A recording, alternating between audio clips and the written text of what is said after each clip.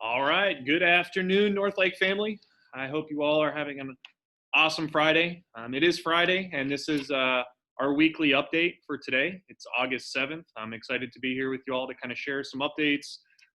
We had a parent meeting last night. We had over 100 participants on last night's parent meeting. So I just want to thank all of you who took some time out of your schedule to join us last night. I am going to share some of the information that we shared in last night's meeting, because I think it's important that we all stay up to date with everything that is going on. So I'm going to share that with you all today. So I'm going to share my screen here, if you all give me just a second. Okay. So here we go. So our weekly update, again, my goal is to do this every Friday. And this is my goal, to do this every Friday and to share it out through Remind, through Facebook and Twitter. This is my plug, my opportunity to plug Facebook and Twitter. And if you're not on there yet, please go to Facebook, go to Twitter, and like our pages there. That's also where I'm sharing a lot of the information that's being shared by Dallas ISD. So that's a great place to get that information on a pretty regular basis. So here we go. Again, always starts with our mission and vision. It's central to everything that we do as a campus here at Northlake. Some words that always resonate with me: academic excellence, global citizenship, elite early college, all students. It's really important that we're reaching all of our students. No student will get left behind. And then also being global leaders. So again, these are all, everything that we do as a campus is central and aligned to our mission and vision. So I wanted to provide a quick update about construction. So for those of you who were present during last night's meeting, you already know this, but the plan for this upcoming fall was to move into our space on the main campus.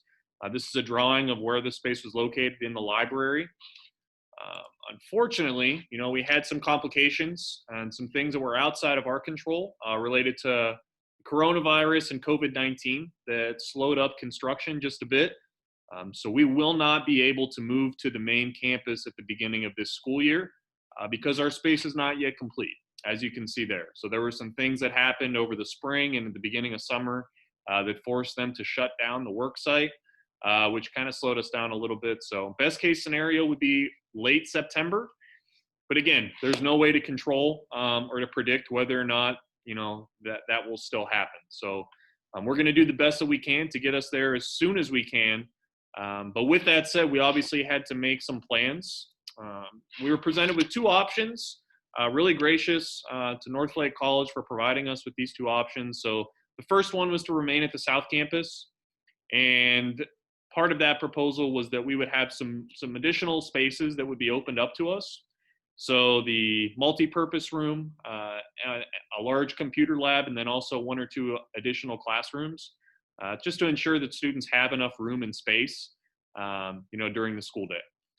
And then we also have to build out safety procedures and precautions to make sure that, we're allowing for social distancing, temperature checks in the morning, face shields at the beginning and the end of the day. So we're able to do that at this campus because we have access to it.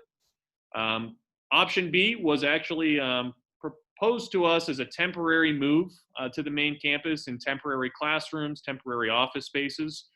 But again, after analyzing both scenarios, it was very difficult for us, and ultimately it came down to safety. So we have to build out systems to ensure that students are safe when they arrive to Northlake every day. Difficult to do that for a building that we don't have access to currently and for a building that we're not familiar with.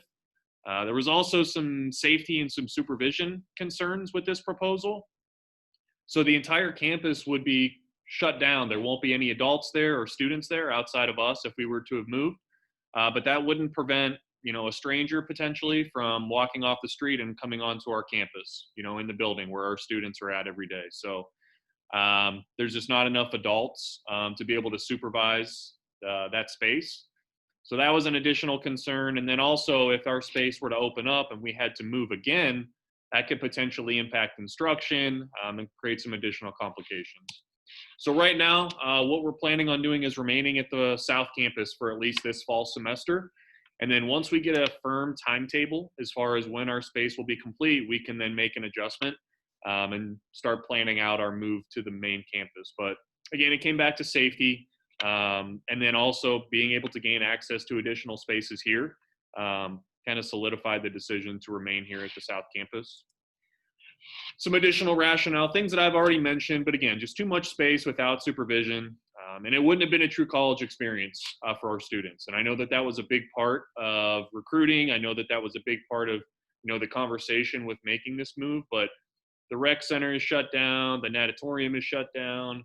The library is shut down because of construction going on there. So the student center, the food court area was shut down. So really it would just be going there to go to school.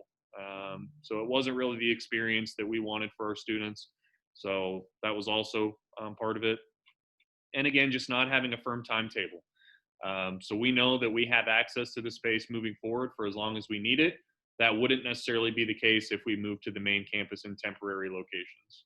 So that was just sort of some additional rationale as far as why we are planning on staying at the South Campus. So again, just make sure that you all know that you're aware of that.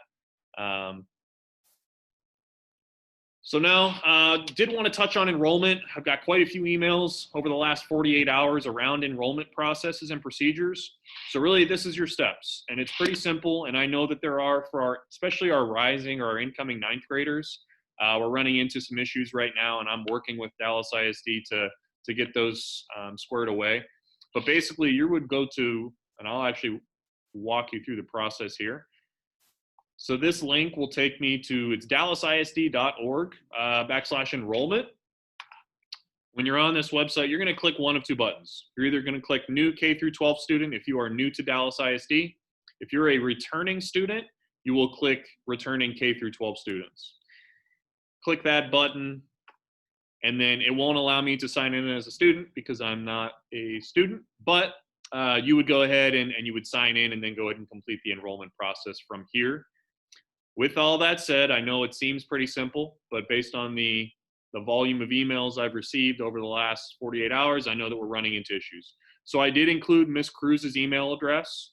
So it's at rebecruz@dallasisd.org. She is our enrollment point person. So if you have any issues with enrollment, please contact Ms. Cruz. You can contact me as well, but I will be referring it to Ms. Cruz because this is kind of her area of expertise. All right, so that's enrollment. Every single student at Northlake needs to complete the Dallas ISD enrollment process.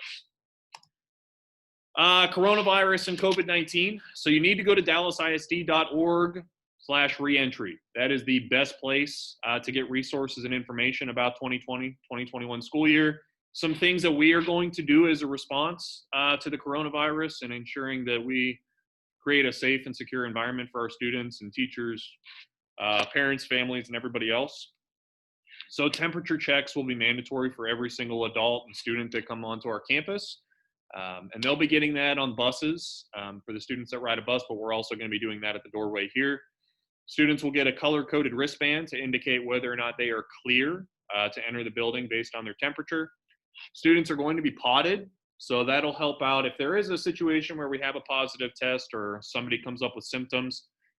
Because students are together pretty much the entire day with the exception of lunch, it allows us to determine who those students or who that adult was in contact with so that we can narrow down and make sure that those students are isolated and that, we're able to, handle that situation when it comes up.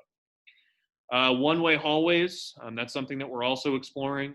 Again, just trying to make sure that we're avoiding congestion in our hallways as much as possible. And then students and teachers as well be required to wear either a face shield or a mask throughout the day. And those will be provided by Dallas ISD.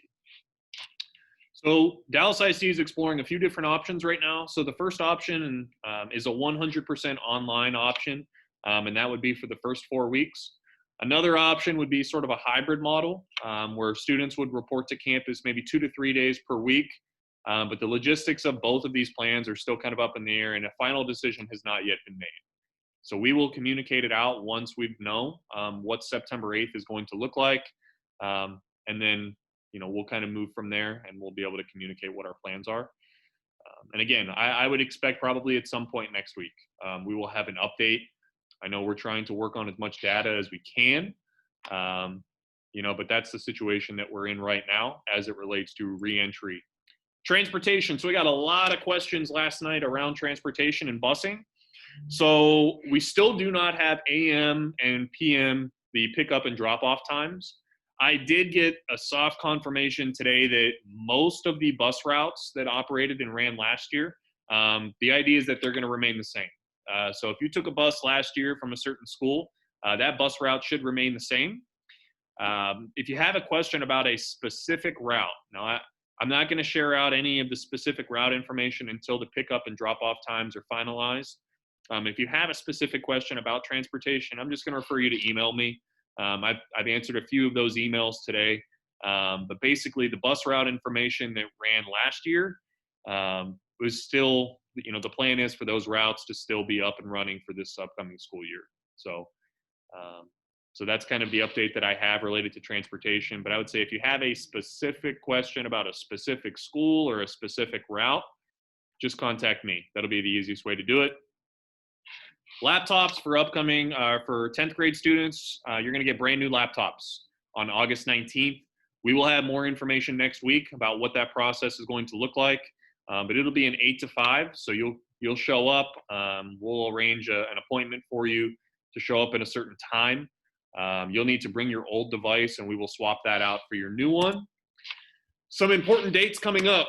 So on Monday, we've got Student Council and PTSA. If you're interested in joining either of these, again, please reach out to me. On August 19th, we have laptop distribution for our 10th grade students. August 20th, we have our next parent meeting. We may schedule one earlier than that, depending on what news comes out here and what we need to communicate. But again, we will definitely have the parent meeting on the 20th, either way. September 2nd is my plan and our plan to distribute laptops to our 9th grade students. And then September 3rd is going to be our virtual open house. So I will have more information on that, as soon as I can get it. We'll have some different sessions and things like that to assist our students and parents with the transition back to school. And then our first day of school is September 8th. And again, we don't know what that first day is going to look like yet, but we know that instruction will begin on the 8th. Whether or not it's virtual or in person or some combination of the two, we hope to find out here real soon. And once we do, we'll communicate that out to you all. That is it. That is all that I have for you today on this Friday. I hope you all have a great weekend. Again, if you have any questions for me, please do not hesitate to reach out. In my email signature, you'll know that there's an appointment calendar where you can go ahead and set up a 15, 30-minute, or even a 60-minute meeting with me, where I can go ahead and answer some questions that might be a little bit more specific to your situation. So again, thank you all so much. And I hope you all have a great weekend. Stay safe. And we'll talk to you all next week. Okay. Have a great one. Thank you so much. Bye-bye.